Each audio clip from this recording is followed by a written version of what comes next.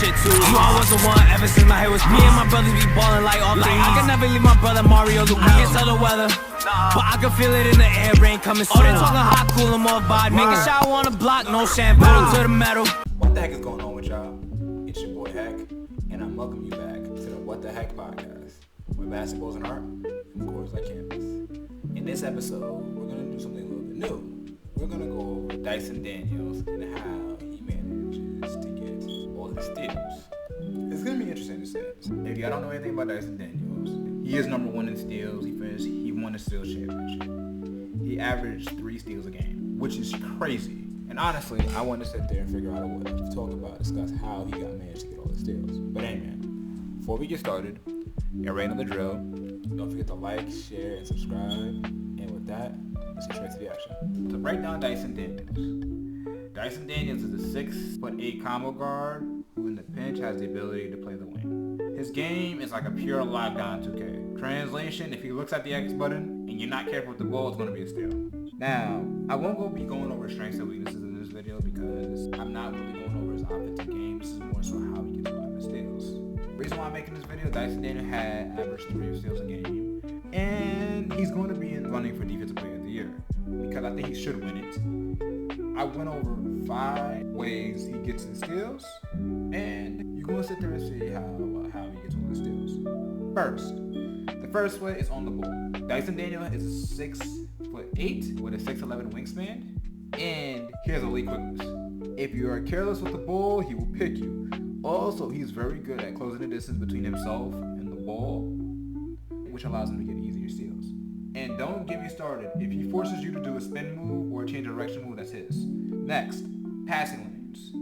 He's very good at anticipating passes that's coming his direction. Whether it be in a cross-court or skip pass, or whether it be you staring this down, him being late, him being in the passing lane, and him being lazy, easy steals.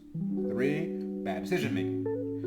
A lot of times, I'm looking at this film, I get frustrated because I feel that a lot of these NBA players should be watching film, and they understand how he gets these steals, but he still gets them anyway. That is bad decision making. Or 4, studying film. Why I say studying film is important is because a lot of times, some of the steals he gets is because he knows their sets.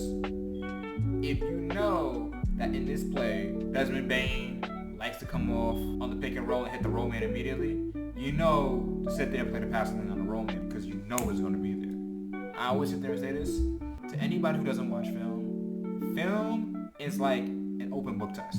Yes, some players don't have to watch film and they can be good at it. But the more and more film you watch, the lot easier it becomes to understand what everybody else wants to do. That's why the importance of watching film. And plus, if you're watching this channel, you understand the importance of watching film. So thank y'all for tuning in, tapping in this far. Lastly, luck. I'm not going to hold you. There was one play where Dyson is on his backside. The guy throws the ball ahead. He gets up. He just happens to get up in enough time to see the ball. As I always sit there and say this, luck is when skill meets opportunity. But I'll be the first person to tell you this. When you're always around the ball and you're always giving effort and you're always making the right play, situations happen in which you just happen to get the ball and you don't even have to try for it. Same here with Dyson Daniels. But hey man, y'all already know the drill. Let's get straight to the action.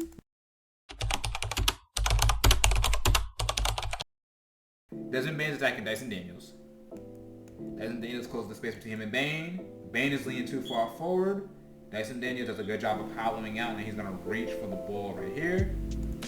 Chicken strips. Dyson Daniels has Wilson Reyes. He's going to play, so he's going to plug him. First things first, he's going to close the distance, force him into a protect triple stance.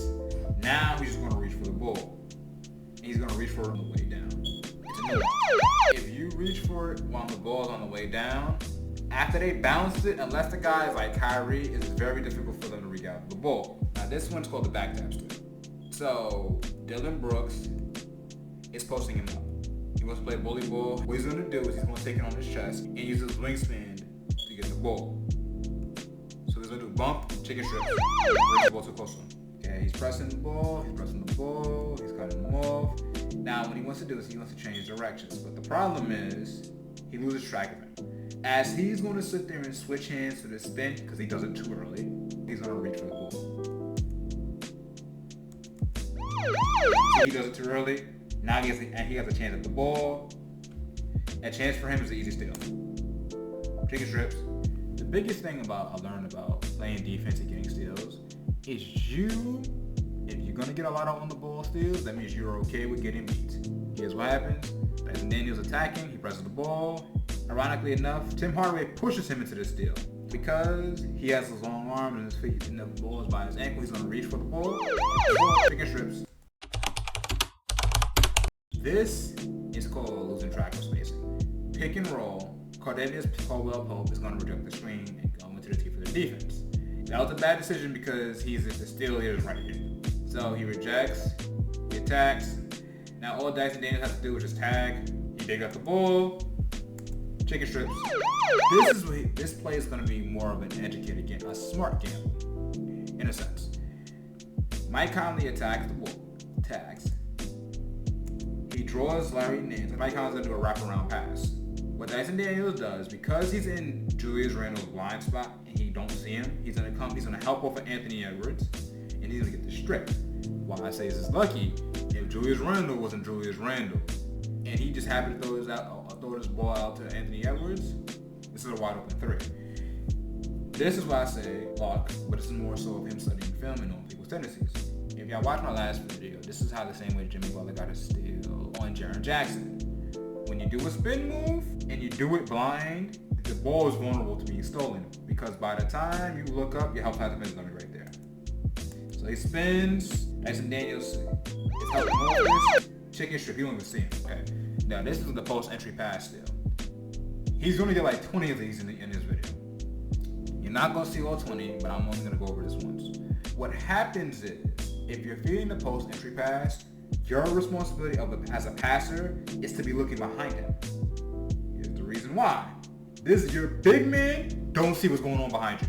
This is his blind spot. So you passing him the ball is dangerous because if you throw this ball, it can lead him to turn the ball over because he's not going to see him. Dyson Daniels is too far.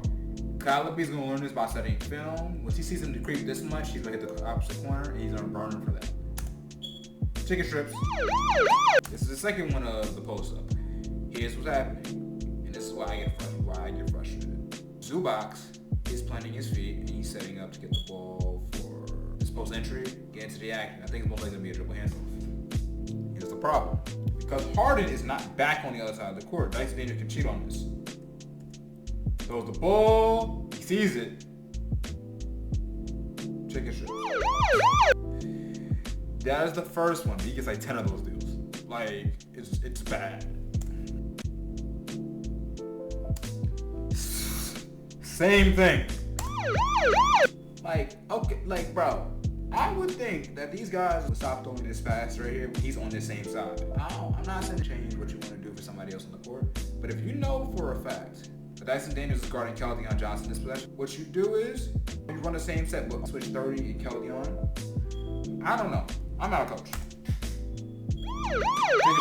This is really going down the Brunson. Jalen Brunson gets the ball and he wants to do get action. I don't know why he wants to do this because there's a guy right here. So instead, he's playing 9 going back door.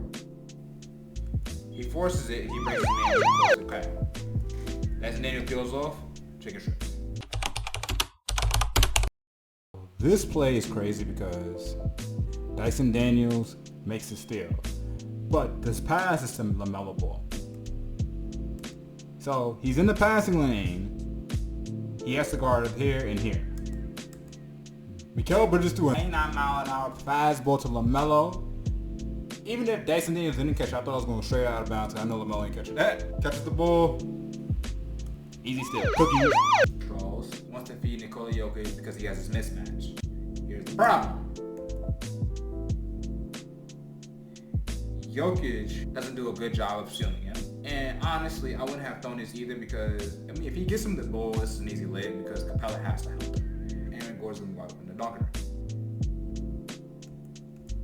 Because he didn't do a good job of shielding him, he goes around him, chicken strips.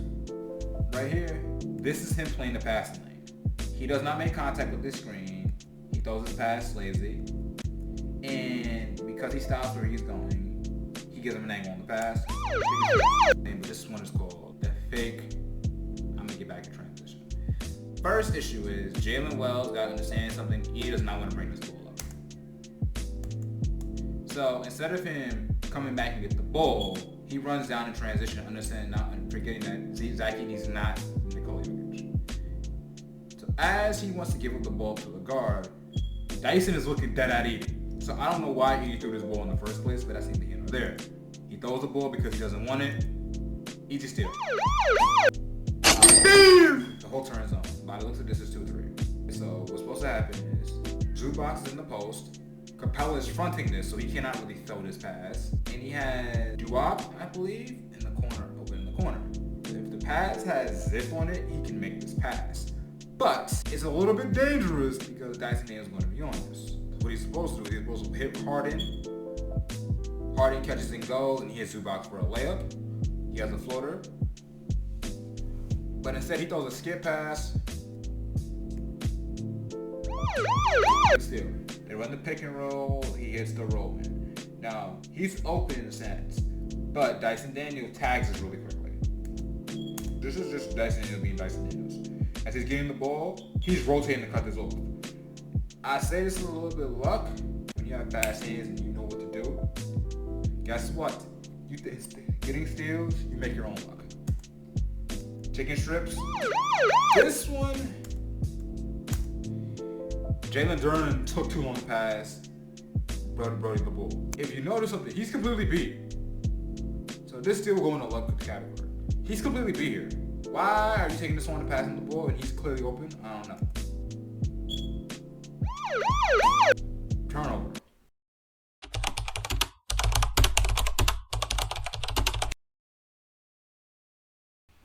This steal goes under the luck category. What the Nuggets are doing, they're doing the inbound trick. You have 5 seconds to inbound the ball, and you have unlimited time to touch the ball. As long as the ball is in play and nobody's in there, you can sit there and play the clock. Russ is doing this so he can wait for Nikola Jokic to tie his sneakers. As Daniel comes get the ball, come plays 94 feet. Jokic is running on the court because he doesn't expect the ball. Russ is ducking smoke because he doesn't want to dribble through a 94-foot press. I don't know what Russ was doing on that. But this one is the definition of luck. Right? Dyson Daniels is sitting down. But he gets a quick, gets the ball. As I always sit there and say, is when you're active, sometimes good things happen. That's just luck. This right here is just lucky. He just fumbled the ball. He tried to do a move, he slipped. Lucky. So after watching the tape, I've come to notice a couple things. A lot of his steals that he was getting is his anticipatory skills, which is elite. Second, he understood how to play and how to help. And third, he has active hands on the ball. Overall, him being active and him being a solid defender was pivotal for the Atlanta Hawks. Now, sadly, they got bounced out in the play-in. That was not an issue of himself. That was more of an issue of Trae Young and everybody else just not playing well. As I always will sit there and tell you this, I think the biggest thing about, do I think Dyson Daniels can win Defensive Player of the Year this year? Absolutely, he should.